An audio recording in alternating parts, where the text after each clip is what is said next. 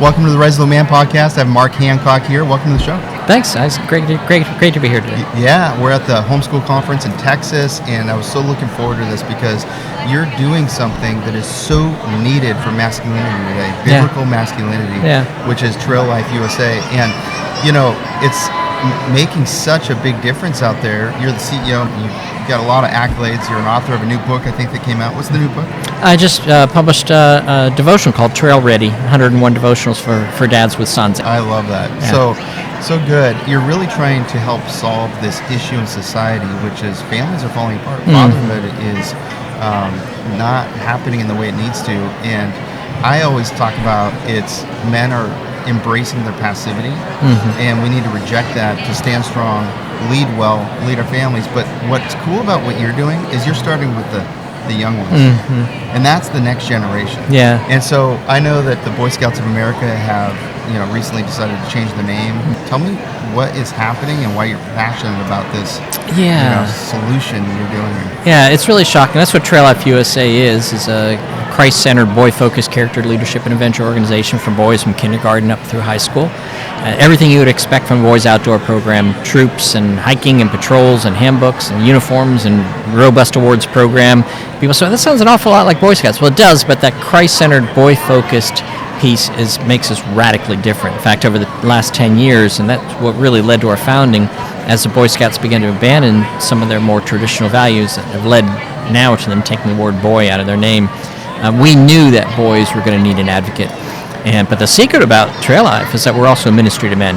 Because like you said, men need purpose, they need identity, and it's so many places in our culture today, even in Christianity, men are being shamed. What do we say when we get a bunch of men together? Hey, you guys need to read more, pray more, do family devotions. You need to do this. You're not doing this right. You're not doing this right. And we're constantly shaming men. On Trail Life USA, we put men in positions where they're leading boys, and we're not shaming them. We're reminding them of who they are. Well, it's experience-based. You're actually doing. Isn't that what men are about? We're about actually experiencing things, actually doing things. So you're providing experience instead of just telling.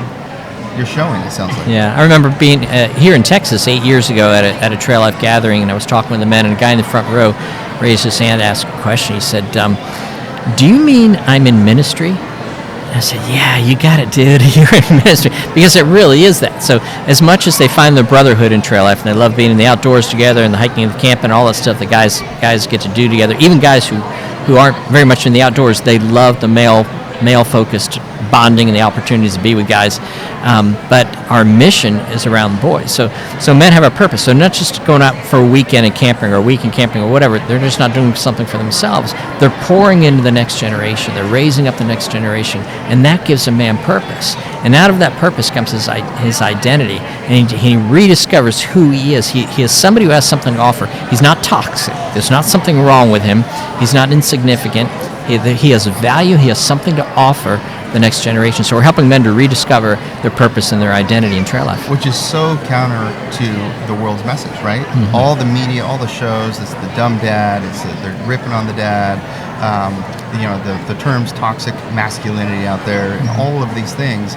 Sometimes I think guys have just kind of gone, okay, where's my place? And it's hard to navigate. And women are so incredible, but a lot of times if a guy's passive, a woman's rising up, and then they feel, oh, that's taken care of. Oh, they're going to youth programs. Oh, everybody's taken care of. I can just work and provide. That's my only job. And that's not the case. That is a job. Yeah. But there's so much more to masculinity than provision. And we must go beyond that to actually help and lead our families. And so I love that. You're helping the boys, but you're also helping the dads because they're contributing and participating. Yeah, we are in a generation where we just hire people to do just about everything. You can't work on your car anymore. So you hire people, and it's this thing is so complicated. So we've moved in this culture where we just hire people. We even outsource education. We send our kids to a school to be educated by somebody, and so more and more we're seeing dads outsource their stuff. So instead of saying I'm going to be the spiritual head of my household, I'm going to raise my kids. Oh, let's find a church with a good youth program. So we outsource that too. But what we do is we remind men that they are still the most valuable, influential, important voice, particularly in the life of their son. They still hold that position. So, but you have to secure it. You have to own it. And so we're encouraging men to be involved with other men. We have a lot of men in our program, Isaac, who don't even have a son in the program. But they're there because of the brotherhood, and they're there because they found their purpose in pouring into the next generation and taking these boys in the outdoors and helping them discover. So guys are just volunteering and helping? Absolutely. We've got about 30,000 volunteers across the country. That's incredible. And like I said, a lot of those are not, they don't have a son in the program, but they're in the program because they understand the value of pouring into the next generation, and they love the brotherhood. They found their tribe. It's like this band of brothers, of guys who they're getting together with on a weekly basis. But they're doing something good. So it isn't just guys saying, hey, let's go out and bowl every week. Which is fine. That's male bonding and that fellowship, that time together. But they're actually doing something. And a man with purpose is unstoppable. And so when he understands, I'm not just here to have fun and to go camping with my buddies and a bunch of boys. I'm here to raise up a godly generation. And we have a lot of boys in our program who don't have a dad. So these men are providing dad-likes, examples of what a godly man looks like. And these single moms are putting their boys in the program because they're exposing them to what a godly man looks like. Because 76% of public school teachers are female, 80-something% of Sunday school teachers are female. 1 in 4 boys now doesn't have a father in his household. So where are boys going to get an idea of what a good, strong man looks like? Girls have these wonderful examples of what strong women look like. A single mom is killing it. To hold something like that together as a single parent. The teacher at school, she's leading that classroom. The Sunday school teacher, she's leading that thing. Girls have these wonderful examples. Boys don't.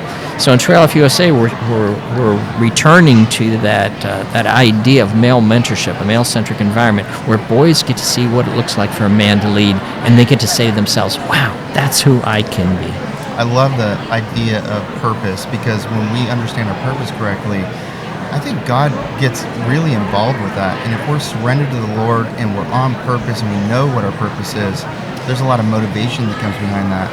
And you're turning their purpose back to their homes, which is amazing. And then you're giving examples of masculinity for boys to look up to and rise up to and become like, versus going the way of the world, which is so vital today.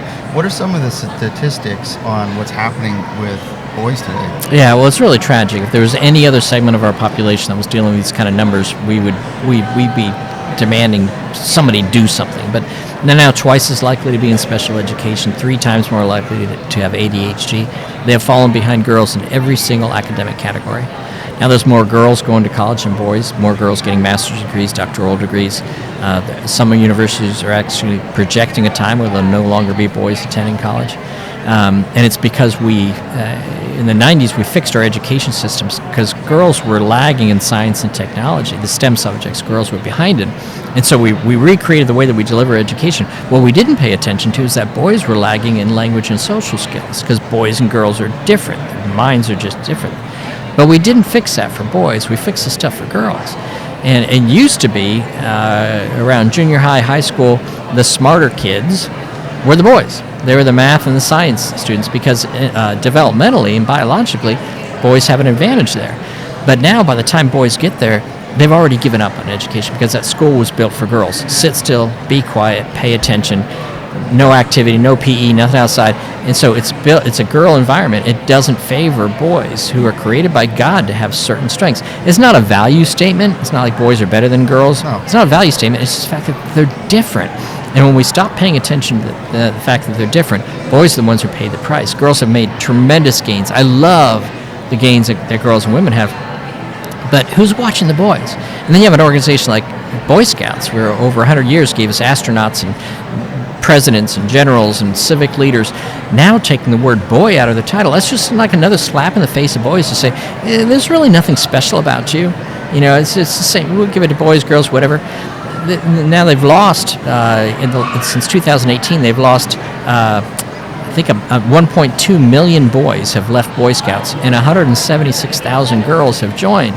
I think it's only a matter of time before that's just an organization that's primarily girls, because girls are just they're smarter and they're better behaved. That's just true. You mean book smart? Book smart.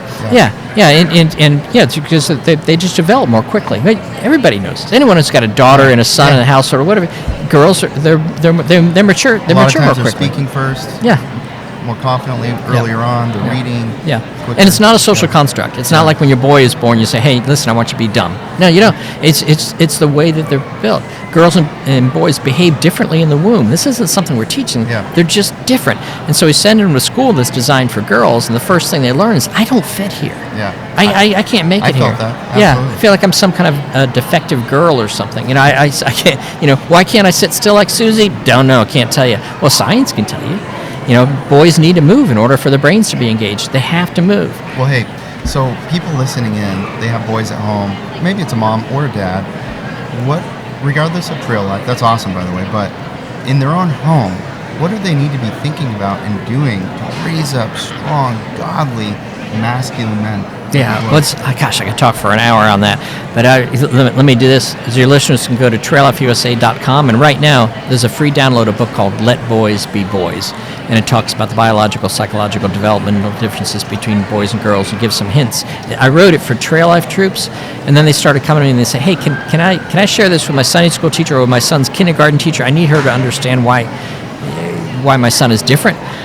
So we rewrote it for leaders of boys. So anyone who's leading boys, even if you just have one living in your home, Let Boys Be Boys tells you about the kind of differences and gives you some strategies for leading boys. But we talk about the psychological differences, the developmental differences, the risk and competition. Boys are drawn to that. That's why men will storm the beaches of Normandy to free the world of tyranny. They're drawn to risk and adventure. We've taken that out of their lives.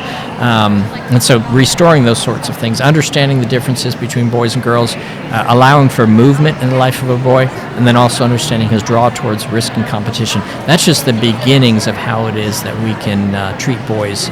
That's awesome. What do you think is a big mistake people are making? I want to pause from the episode just for a minute and share with you a couple important things. First of all, make sure you get that Resolute Manifesto at resoluteman.com. Test your masculinity against those 8 principles there. It's a free download, completely free, and you're going to get tips from me in email that you'll find valuable. Okay, so make sure you go do that.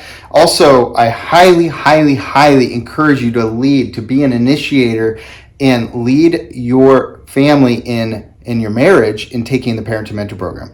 It is literally revolutionary for building the right godly legacy and really testing your parenting against it. And you're going to learn a ton. You're going to come away with it with a really battle-tested plan to launch confident Christian kids in these unprecedented times that stand firm and walk strong with the Lord. You can't save your kids, but there's a lot you can do. You're the God-authorized influencers. You're the dad. You're the pastor of your family. So I highly encourage you to check that out at becourageousministry.org. And if your heart's leaning this direction, you're really loving the ministry, you feel led to give, you can donate at becourageousministry.org. It would make a massive difference. That really helps us to be able to focus and put all this free content out and help as many people as possible. This year, our goal is to have double impact. So thank you so much for listening. Let's get back to the show. Treating them like girls, like some kind of defective girl. Even in home? Oh, absolutely. Yeah. No, I have a lot of, even homeschool moms, I'll have them come to me after they hear us speak or whatever, and they say, "Oh my gosh, I've got so much work to do. I didn't realize what I was doing to my son." Or they'll come back and say, "I heard you speak last year and I did all those things and my son is just taking off. He's just doing so well." And we love our kids. We really do. We want to do the best for them. But boys just speak a different language than girls. They're different. And again, it's not a value statement. It's not a sexist thing. We have to account for this. Every legitimate science points to these differences. So why aren't we doing something about it? Why are we trying to treat them the same? Why does Boy Scouts say, "Hey, let's all throw them all in one troop. They're all the same"? They're not. Well, that's why fathers are so important, because women are thinking about themselves and how they like things and how they learn and so forth, but their boys are so different. So guys, we need to help. We need to be engaged in the process and really rise up and be part of the homeschooling, be part of the education, be part of leading, be part of showing your boys the way to be and being that by example. Mm-hmm. And if you don't know that, if you haven't had a godly man in your life, well, you could volunteer for Trail Life. That's a great idea. But you also have a Bible. And there's really no excuse, because as soon as we make an excuse for it, then we're not working on it. And if we say, okay, I have some things to learn, but I'm not being shamed, but I have some things to learn that you can move forward and start learning those things. Find a mentor, read your Bible, maybe volunteer for something like Trail Life. Yeah, now the Word of God really is our source, it's our foundation. But as men, we learn better by example. And so that's why we take those biblical principles and exercise them in the outdoors. And that's why we have so many men who are learning how to be good fathers, because they're walking alongside these other good fathers. So the boys bed down and the men stay around the fire, and they'll ask questions. Hey, I see that relationship you have with your son. How'd you build that relationship? Or I'm struggling with this at work, or I've got this going on in my marriage. Men don't connect face to face like women do. You go to a coffee shop, you got two women who are talking to each other, and they're both talking at the same time. They're going a mile a minute. The guys are like, looking around the room. It's like, this is just a little bit uncomfortable. But side by side, that's how we connect as men, doing something, turning a wrench, hiking a trail. That's how we connect, and that's how we form those bonds. And we're watching and learning all the time. We learn by osmosis. So when we're in a group of men, we're picking up things from other fathers. Somebody can hand you a book on being a father, and I love books. I write books. Somebody can hand you a book on that. But what you can learn in the outdoors in a weekend with a guy, watching him interact with his son, or watching him interact with other men, is powerful stuff. And we're missing that in our society today because we don't have these male-centric opportunities, and so many boys without dads. And so now we have generations of boys who did not have dads, who now have sons, and don't know what it looks like to be a dad. And so we create these opportunities for men. It's not a threatening environment. The last thing in the world a man will respond to is, hey, come to a meeting with me, you'll learn how to be a better dad. It's like, what? Am I doing something wrong? Because we got our egos. It's like, dude, you're not a good dad either. So, all of a sudden you're fighting in the parking lot, So we don't do that. But if we can put us in a setting where, hey, come with me this weekend, hang out with a bunch of guys, we're going to take some boys out and do some hiking, some camping and stuff like that. Men will learn in that environment. They'll watch each other. They'll pick up things, and they'll say, I kind of like that. I like, because they didn't see that growing up, a lot of them, and because our culture and our media doesn't accentuate the value and the special nature and the importance of a male environment. So we learn differently. The books are great. Again, I point to them all the time, but my gosh. Even my youngest son, I remember driving in the car, and I had the two boys in the back seat in their car seats. They're young, and all of a sudden my younger son said his ABCs. We had homeschooled, but we never taught him his ABCs. I was like, how'd you learn that? He says, I heard you teaching Luke, his older brother. It's like, I just picked it up. They learn by osmosis. Boys can sit in a room fiddling with something and know everything that's going on with them, because they're raised in an environment where the video games, there's so much going on, so many channels of things they're learning at the same time. You watch a football game and you got scores, you got yards to go, you got your fantasy football thing running across there, you got the show that's on next, you're watching all these things at once. That's the world boys are raised in. And so they can take in multiple channels at the same time. It looks like ADHD, like they're distracted, but they're taking in on multiple channels, which is why when you put them in a classroom and say, listen to this one person up front, that's like, seriously? I got to focus on one channel? The rest of my life is multiple channels, all of them blasting at me at the same time, and it looks like they can't focus. We have to account for the differences between boys and girls, and the difference between men and women in the way that we learn. So we pick up as men by being around other men and just picking up little nuanced sort of things, and we embrace them if we like them in our own behavior. So in a Christ-centered environment that shares our values, that's the best place for men to become godly men. That's the best place for boys to be grown into men. I love that. So good.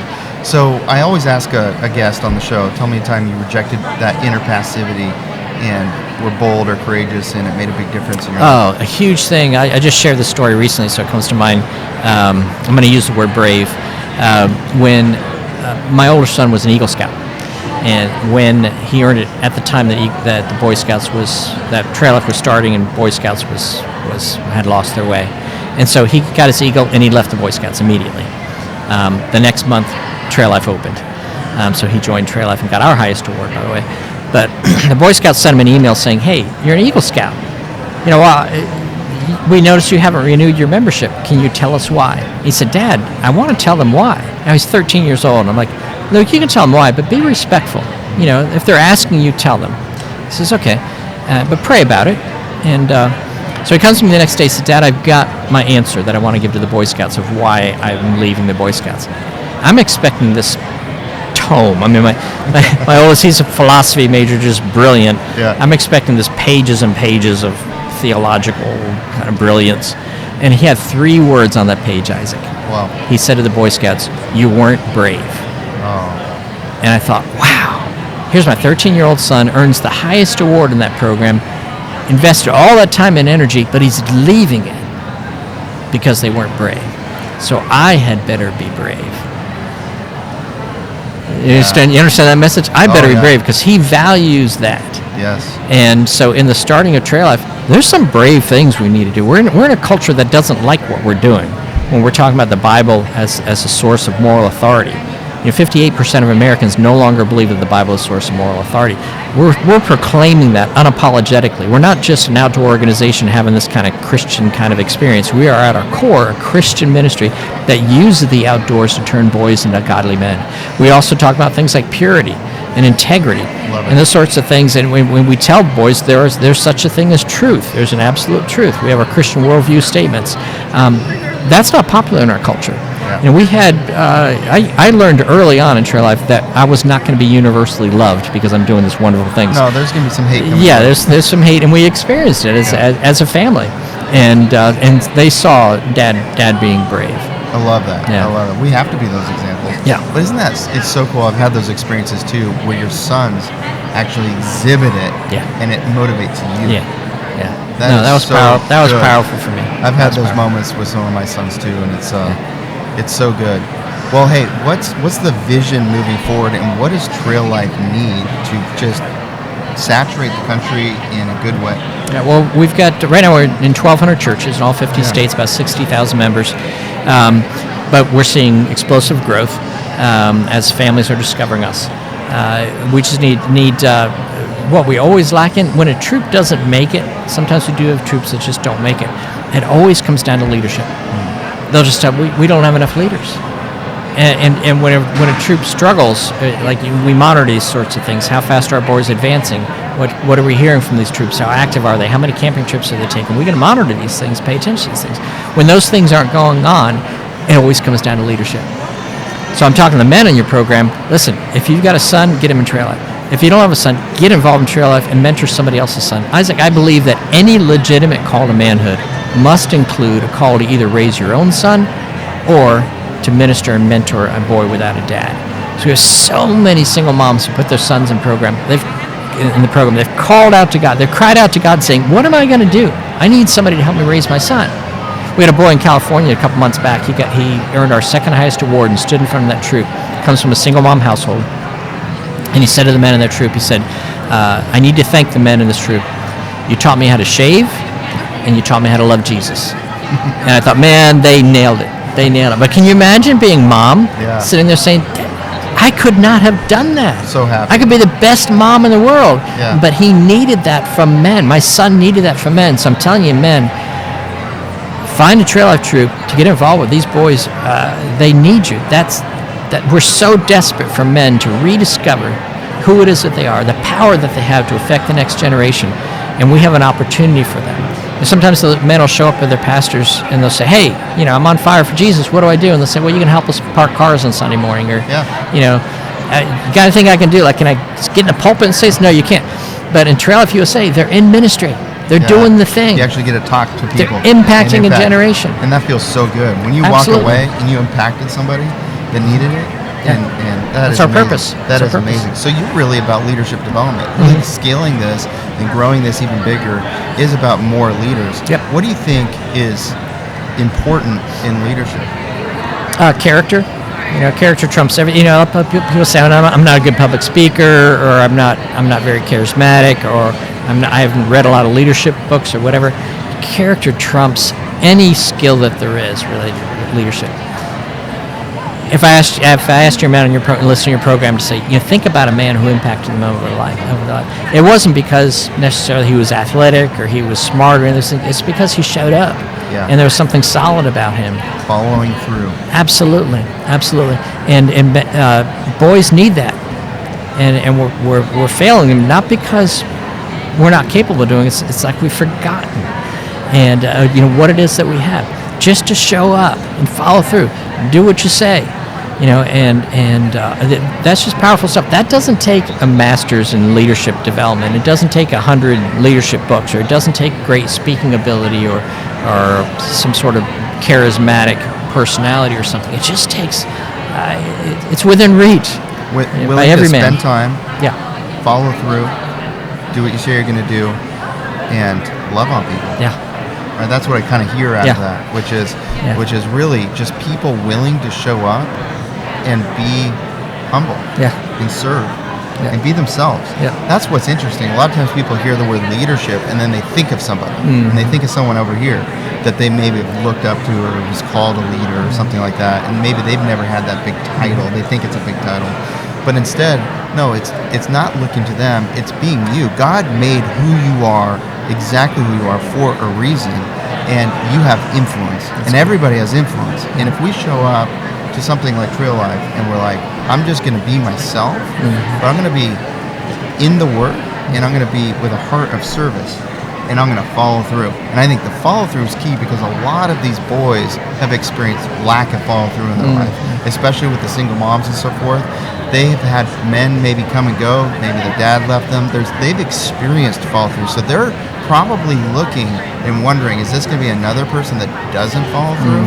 And maybe assuming that's the case. And when a man stays the course and follows through, and actually teaches them how to shave, actually breaks the Bible open, actually answers the questions, and then is there the next time, whoa, it makes all the difference. Yeah, it's yeah. like a breakthrough for them. Yeah, and we have that in us. Yeah. We have that in us. That's that. We're created in God's image. We have that, male and female. He's created us. Yes. And we have in us the ability to make that kind of impact on the life of a boy. He's counting on us to make that kind of impact on the life of a boy. That single mom is counting on us to make an impact on the life of her son. That boy is counting on us to step into his life and be there for him in a way that nobody else can be. It takes a man to build a God. It takes a godly man to create godly men from the stuff of boys. And it's not that we're failing them. We just have to remember who we are and step into that place. Yeah. And we're given that fivefold mandate in the garden: be fruitful, multiply, fill the earth, Yes. subdue, have dominion. We're instructed we are given purpose. We're given destiny. We're given Christ is in us, the hope of glory. And so every man's got something to give. We just have to own it, and we have to remind ourselves of who it is that we are. I love it. I love what you're doing. I love the Trail Life. Everybody can go to Trail Life USA. TrailLifeUSA.com. Okay. Well, thanks so much for being on the show. Thank you.